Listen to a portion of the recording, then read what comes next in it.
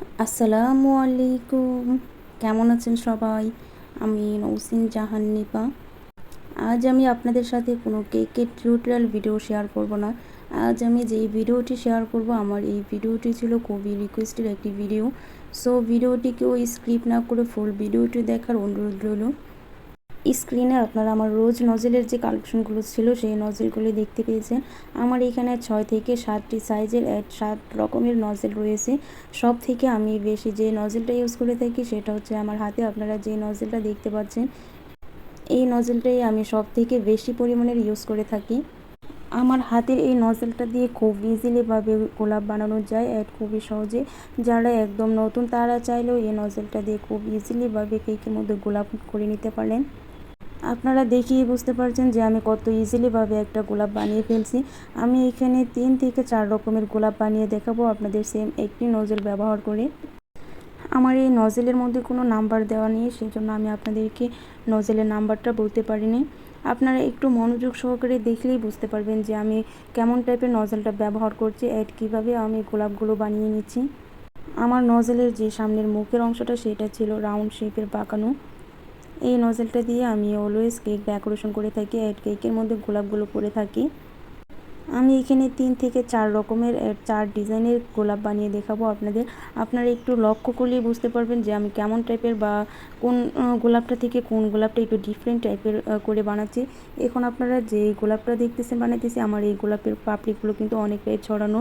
আপনারা একটু লক্ষ্য করলেই বুঝতে পারবেন যে দুটা গোলাপ বানিয়েছে এটা থেকে অনেকটাই ভিন্ন ছিল আমার এই গোলাপটা। আপনারা যারা এই ধরনের গোলাপগুলো বানাতে চাচ্ছেন বা কেকের মধ্যে সুন্দর ডেকোরেশন করতে চাচ্ছেন, তাদেরকে আমি বলবো আপনারা যে জিনিসটা না পারবেন সেটা বাসায় বেশি বেশি করে প্র্যাকটিস করবেন। তবেই দেখবেন আপনারা অনেক সুন্দর করে গোলাপ বানাতে পারবেন বা যে ডিজাইনটা করতে চাচ্ছেন সেই ডিজাইনটা করতে পারবেন।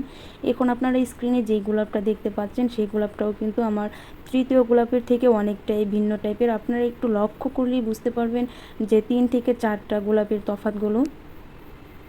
যে কোনো জিনিসই আপনাকে সুন্দরভাবে করতে হলেও অবশ্যই প্র্যাকটিস করতে হবে বেশি বেশি করে। যেই জিনিসটা না পারবেন সেই জিনিসটাকে বেশি বেশি প্র্যাকটিস করবেন। কোনো জিনিসই কিন্তু আপনারা ফার্স্ট থেকে প্রথমভাবেই প্রপারলিভাবে কোনো জিনিসই পারবেন না। অবশ্যই আপনাকে সেই জিনিসটা প্রপারলিভাবে পারতে হলে বেশি বেশি করে প্র্যাকটিস করতে হবে। দেন প্র্যাকটিসের পরে আপনারা একটা জিনিস যেভাবে করতে চাচ্ছেন ঠিক সেভাবে না হলেও অনেকটা সুন্দর যেভাবে করতে চাচ্ছেন এর কাছাকাছি হলেও চলে আসবে। সেজন্য আমি বলবো আপনারা বেশি বেশি করে প্র্যাকটিস করবেন। এই তো আমি এক এক করে এখানে 5টি গোলাপ বানিয়ে দেখিয়েছি আপনাদের। অনেক আপুরে আমাকে অনেক বেশি রিকোয়েস্ট করছিলেন যে আপু আপনি কীভাবে গোলাপগুলো বানান বা আপনার গোলাপের যে নজলগুলো সেই নজলগুলো আমাদের দেখান। তো আমি চেষ্টা করছি আপুদের কথা অনুযায়ী আমি একটি ভিডিও মেক করে দেওয়ার জন্য। আপনারা একটু মনোযোগ সহকারে দেখলেই বুঝতে পারবেন যে আমি কিভাবে এই রোজ নজলটা দিয়ে ফুলগুলো করছি। আমি এখন যেই ফুলটা করছি সেই ফুলটাও অনেক ইজি। এই নজলটা দিয়ে এই ফুলটা খুব সহজে করা যায়। আমার আসলে এই ফুলের নাম জানা নেই, সেজন্য আমি আপনাদের কাছে বলতে পারিনি। আপনারা দেখিয়ে বুঝে নেবেন। আমি এই নজলটা দিয়ে ঠিক একই টাইপের এখন আমি যে ফুলগুলো বানাচ্ছি এরকম 3 থেকে 4 রকমের ফুল বানিয়ে দেখাবো। আমি যেইভাবে পারছি সেইভাবে আপনাদের বুঝিয়ে বলার চেষ্টা করছি। আমার কথায় যদি কোথাও কোনো ভুল হয়ে থাকে প্লিজ সবাই ক্ষমা দৃষ্টিতে দেখবেন। যেই ফুলটা আমি রোজ স্টেনের মধ্যে নিয়ে করছিলাম সেম ফুলটাই আমি কেক বোর্ডের মধ্যে করে দেখাইতেছি আপনাকে। আমি সব সময় এই টাইপের ফুলগুলি কেকের উপর সরাসরিভাবে করে থাকি, কারণ স্টেনের মধ্যে করতে গেলে আমার কাছে কেমন যেন একটা বিরক্তকর লাগে। সেজন্য আমি যখনই এই টাইপের ফুল দিয়ে কেকগুলোকে ডেকোরেশন করি সরাসরি আমি কেকের মধ্যেই ফুলগুলো করে নিই, কারণ এইভাবে করতে আমার কাছে খুবই কমফোর্টেবল লাগে।